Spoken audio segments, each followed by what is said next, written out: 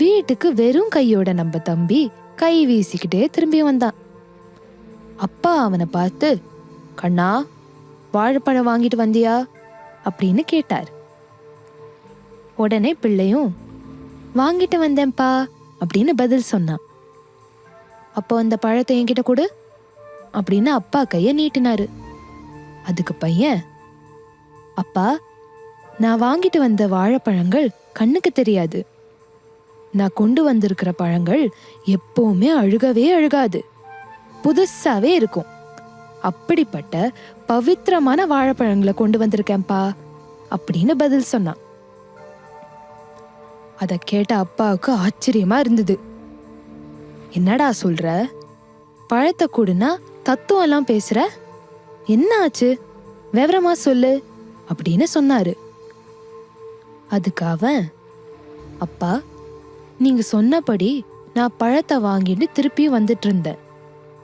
வர வழியில 2 பேர் ரொம்ப பசியோட இருந்ததை நான் பார்த்தேன். பார்க்கறதுக்கே ரொம்ப பாவமா இருந்தது. உடனே அவங்களுக்கு பழங்களை போய் நான் கொடுத்தேன்.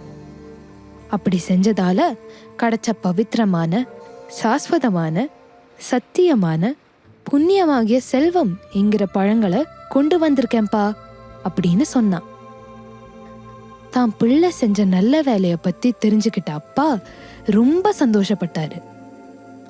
ஆஹா, இன்னைக்கு நான் பண்ண வேண்டிய பூஜையோட பலன் கிடைச்சாச்சு, எனக்கு அது போதும்டா கண்ணா அப்படின்னு சொன்னாரு. என் பிள்ளை ஒரு நல்ல காரியம் செஞ்சுட்டு வந்திருக்கான்.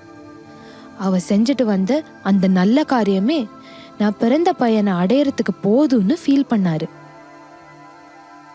அன்னிலேருந்து அப்பா மகன் இவங்க 2 பேருக்கும் இடையில அன்பும் பாசமும் இன்னும் அதிகமாயிடுச்சு.